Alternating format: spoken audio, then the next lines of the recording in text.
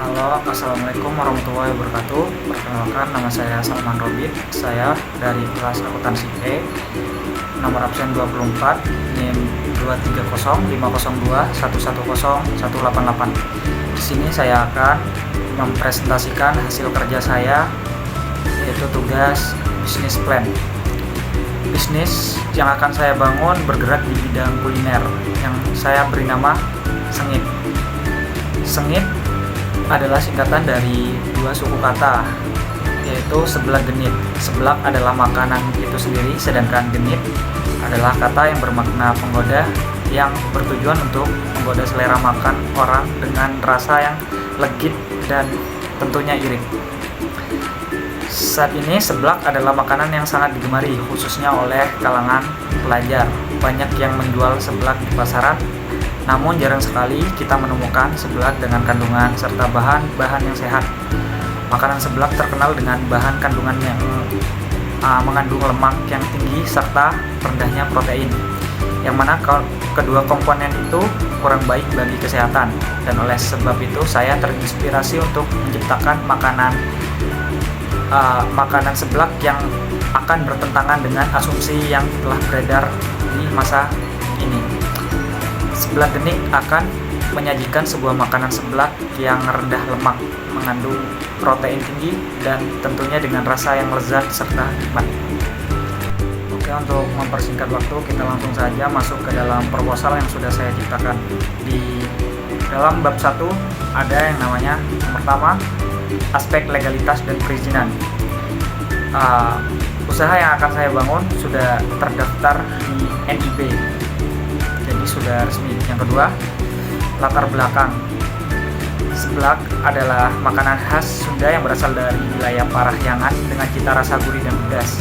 Seblak umumnya terbuat dari kerupuk yang terdiri dari bawang putih dengan kencur. Kata seblak sendiri juga merupakan singkatan dari lebih kurang menyengat. Sega dan nyega dalam rasa seblak dicirikan dengan penggunaan kencur. Seblak banyak diminati oleh para pelajar dikarenakan rasanya yang enak dan gurih, sehingga menurut saya usaha ini akan sangat menguntungkan dan tentunya akan banyak diminati oleh kalangan pelajar maupun masyarakat sekitar. Yang ketiga ada justifikasi pemilihan objek. Pemasaran produk akan dilakukan secara offline maupun online agar lingkup pasar yang kita jangkau dapat lebih luas. Nah, dikarenakan saya masih seorang mahasiswa, jadi saya memutuskan untuk memulai membuka usaha saya di area kampus terlebih dahulu. Yang keempat ada tujuan dan manfaat usaha. Nah, adapun tujuan dan manfaat yang dapat diambil dari usaha ini antara lain, yang pertama, mendapatkan laba semaksimal mungkin dengan modal minimal. Yang kedua, membuka lapangan pekerjaan bagi masyarakat sekitar. Yang ketiga, membantu masyarakat dalam memenuhi protein hariannya. Karena seblak yang saya buat ini mengandung tinggi protein dikarenakan bahan-bahan yang kita pilih dari protein hewani seperti ayam, telur, dan lain-lain. Dan selanjutnya kita masuk di nomor 5, yaitu hasil survei. Dari hasil survei yang sudah saya lakukan, kita bandingkan usaha seblak dengan cilok serta sempol di analisis Google Trend, dan hasilnya menunjukkan bahwa usaha ini benar-benar layak untuk kita jalankan, mengingat untuk grafik pada usaha di bidang ini tergolong cukup tinggi jika dibandingkan dengan usaha-usaha makanan lain seperti cilok dan sempol tadi. Oke, untuk bab selanjutnya yaitu bab 2. Di sini ada karakteristik bisnis. Yang pertama, rincian produk. Jenis usaha yang akan saya bangun bergerak di bidang kuliner atau makanan. Nama usaha saya akan saya beri nama Sengit, yang merupakan kepanjangan dari seblak genit. Karakteristiknya yaitu seblak enak dan legit, kaya akan protein dan vitamin. Keunggulan produk yang akan saya buat yaitu yang pertama, kaya akan protein dan vitamin. Yang kedua, satu-satunya seblak yang rendah lemak. Yang ketiga, dapat dikonsumsi oleh berbagai kalangan. Yang keempat, harga irit dengan tampilan yang menarik. Yang kelima, 100% terbuat dari bahan yang alami, fresh, dan tanpa pengawet. Yang keenam, cocok untuk orang yang ingin meningkatkan massa otot dikarenakan kandungan yang memiliki kandungan tinggi akan protein. Selanjutnya, yang ketiga, ada keterkaitan dengan produk lain. Nah, perolehan bahan baku seblak yang akan saya bangun mudah didapatkan. Bahan utamanya yaitu dengan menggunakan mie dan juga kerupuk. Dan kedua komponen tersebut bisa didapatkan dari distributor terdekat dengan harga yang lebih ekonomis. Bahan-bahan lain seperti telur, ayam dapat didapatkan di swalayan atau pasar-pasar terdekat dengan harga yang relatif murah, sehingga bahan-bahan yang mudah dijangkau dapat menjamin keberlangsungan usaha saya. Yang keempat, selain keunggulan yang saya sebutkan tadi, juga terdapat sedikit kekurangan dari usaha ini. Yang pertama, lebih nikmat dikonsumsi saat hangat. Jadi itu adalah merupakan suatu tantangan bagi saya untuk membangun usaha itu agar makanan kita tetap fresh saat dijual. Yang kedua, kekurangannya yaitu bahan baku yang digunakan mudah ditiru oleh penjual lainnya.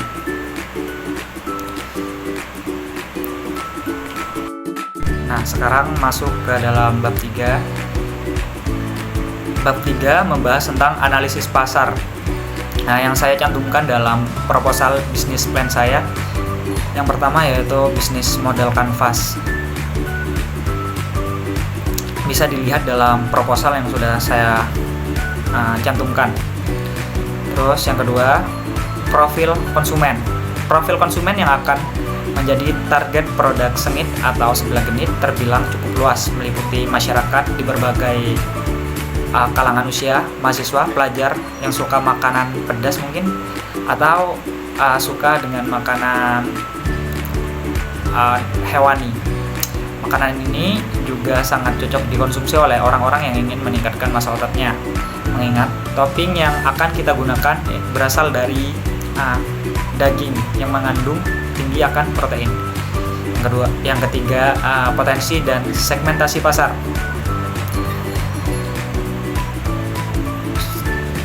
Potensi dan segmentasi pasar. Potensi, sistem produksi sengit atau sebelah genit menggunakan metode produksi forecasting. Metode ini memperkirakan atau memprediksi tingkat permintaan konsumen. Tujuannya adalah agar stok yang kita produksi tidak berlebihan ataupun kurang. Potensi pasar yang akan kita miliki terbilang cukup luas karena peminat seblak di daerah kampus cukup terbilang ramai. Segmentasi pasar. Yang pertama, segmentasi geografis. Usaha kami berada di wilayah Dinoyo, Lowokwaru, Kota Malang yang terbilang cukup dekat dengan beberapa kampus seperti UIN Malang, UB, UM, Polinema, dan juga dengan perumahan warga sekitar. Lokasi yang kita pilih cukup strategis dikarenakan jumlah penduduk yang padat dan juga didukung dengan toko online yang kita buka membuat target pasar ini semakin luas. Yang kedua, segmen demografis. Sengit atau sebelah genit dapat dikonsumsi di berbagai kalangan usia, pelajar maupun mahasiswa maupun pekerja laki-laki ataupun perempuan, terkhusus masyarakat yang suka makan makanan pedas. Segmentasi psikografis. Yang ketiga, seblak genit dapat dinikmati oleh masyarakat dari berbagai perilaku, kelas sosial, dan gaya hidup sehat karena kandungan makanan ini baik untuk kesehatan. Oke, kita langsung masuk ke bab selanjutnya yaitu bab 4, analisis produksi atau operasi. Yang pertama, untuk bahan baku, bahan penolong, dan peralatan yang digunakan. Bahan baku yang kita gunakan yang pertama mie, kedua kerupuk, ketiga ayam, keempat telur, kelima sayur, keenam garam.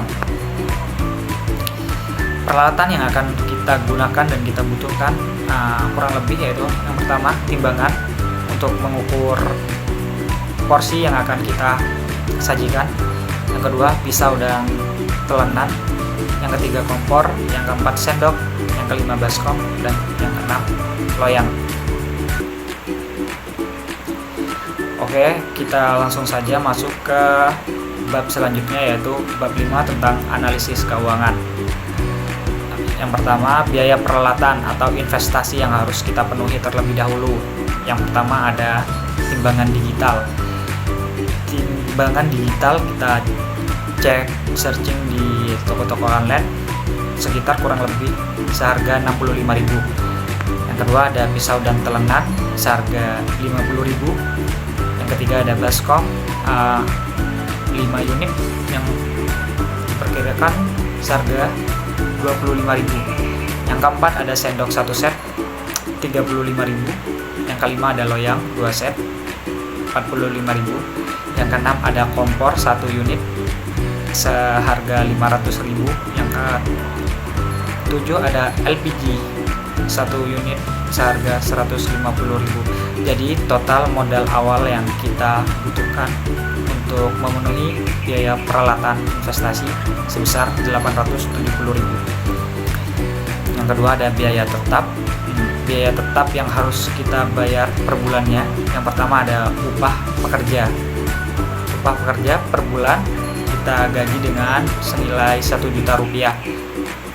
Yang kedua ada listrik dan air, di mana per bulan sekitar 150.000 rupiah. Nah, selanjutnya yaitu ada biaya produksi per hari. Untuk pembuatan seblak biaya produksi per hari, yang pertama ada mie. Mie 1 dus diperkirakan seharga 79.000.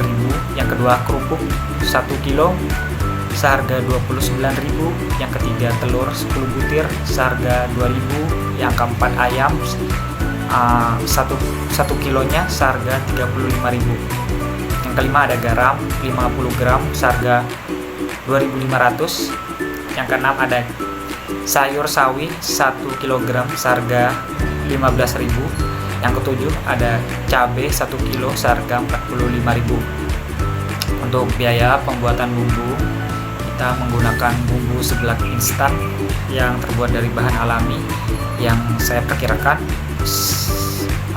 dalam 45 gramnya seharga 12.000. Yang selanjutnya ada biaya lain, yaitu tenaga kerja senilai 25.000 per hari. Selanjutnya ada biaya listrik 10.000 per hari. Yang ketiga ada packaging yang seharga 15 pieces seharga 2.000 rupiah. Jadi 15 piecesnya senilai 30.000 rupiah. Jadi untuk total semuanya, untuk biaya produksi per hari atau biaya variabel, kita membutuhkan biaya sebesar 303.000 rupiah. Yang kedua ada penentuan harga pokok penjualan. Yang pertama ada biaya produksi. Dapat kita lihat tadi angkanya, yaitu senilai 303.000 rupiah. Kedua ada jumlah unit per hari produksi sekitar 25 pieces. Harga produksi per unit 5.500. Harga jualnya kita jual dengan harga 10.000 rupiah. Jadi kita mendapatkan laba per produk itu sebesar 4.500. Selanjutnya ada rencana neraca awal dan neraca akhir tahunan. Perkiraan yang pertama, input penjualan produk 1 tahun pertama kita perkirakan mendapatkan 21 juta rupiah. Yang kedua, piutang kita perkirakan senilai 4.500.000 rupiah. Jadi total aktiva di tahun awal sekitar 25.500.000 rupiah. Untuk yang pasifa, perkiraan output yang pertama, utang usaha senilai 9 juta. Yang kedua, pengeluaran awal pemasaran ditambah kebutuhan habis pakai ditambah investasi sekitar senilai 6.500.000. Yang ketiga, kebutuhan produksi awal sekitar 10 juta. Jadi total pasifa untuk tahun pertama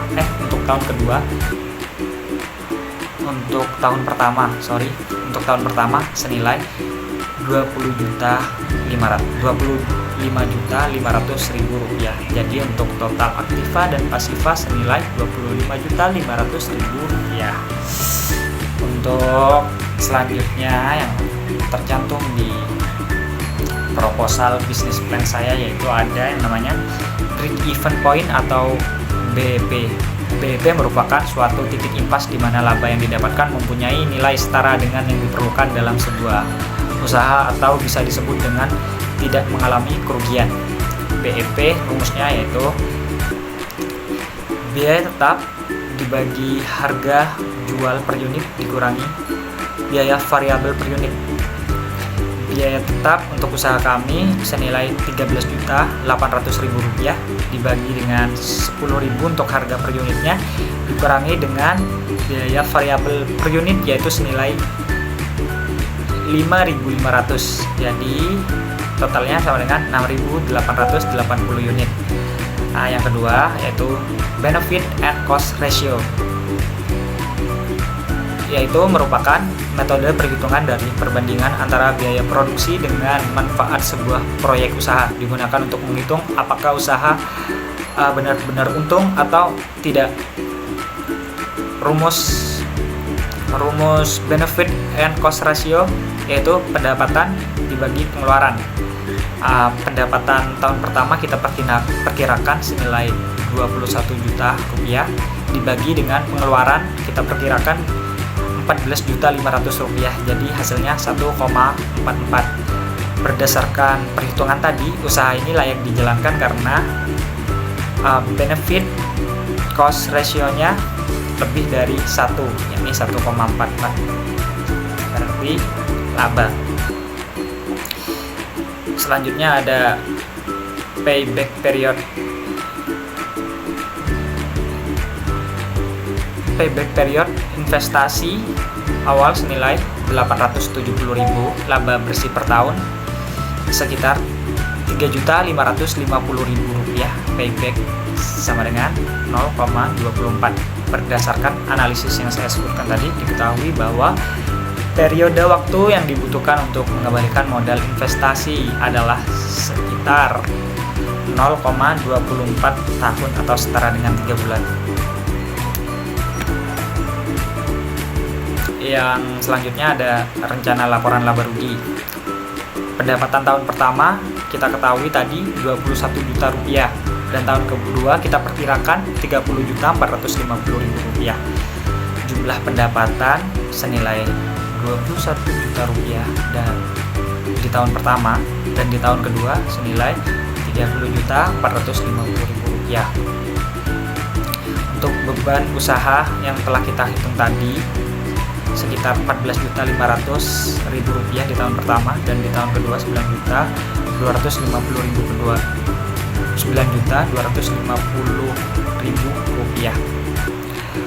Oke, untuk bab selanjutnya yaitu kita masuk di bab manajemen dan organisasi.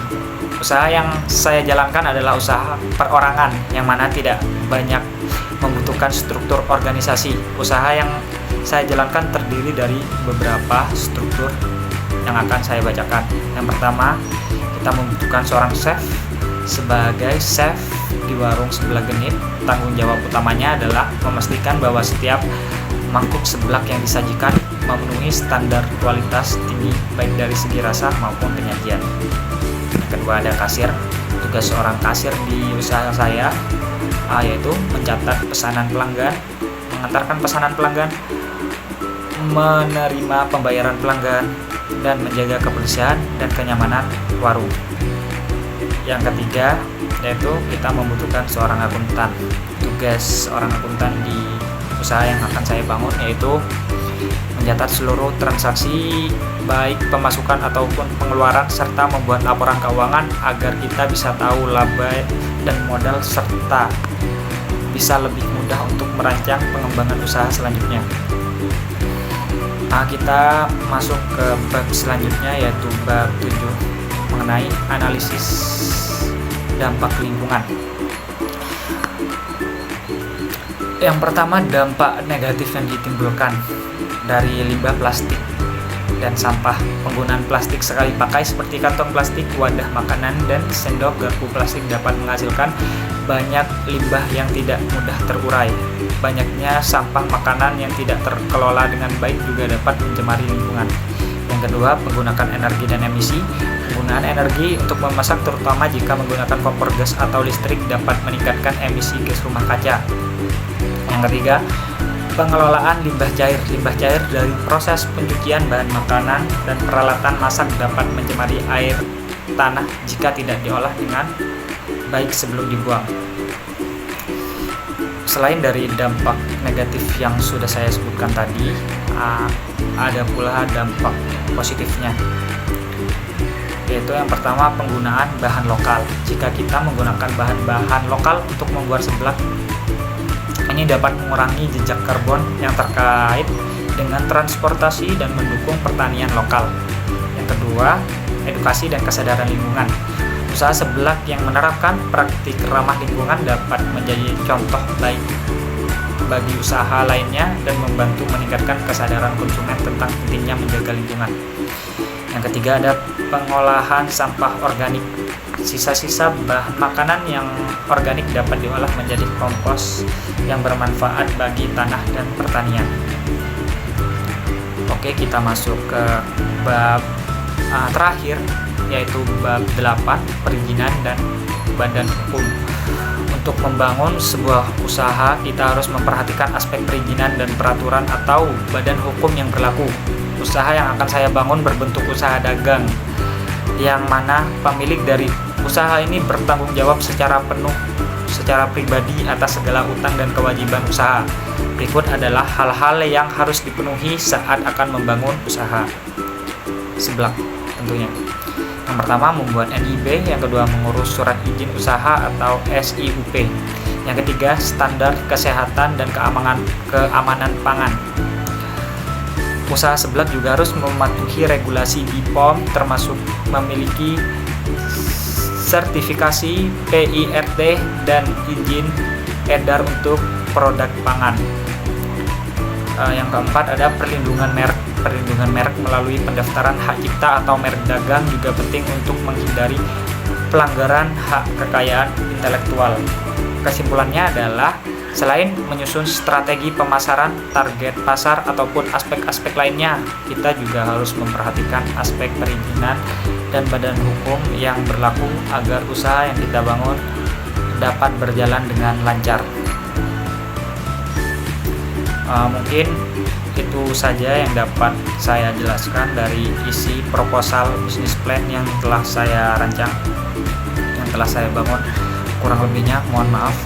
Wassalamualaikum warahmatullahi wabarakatuh.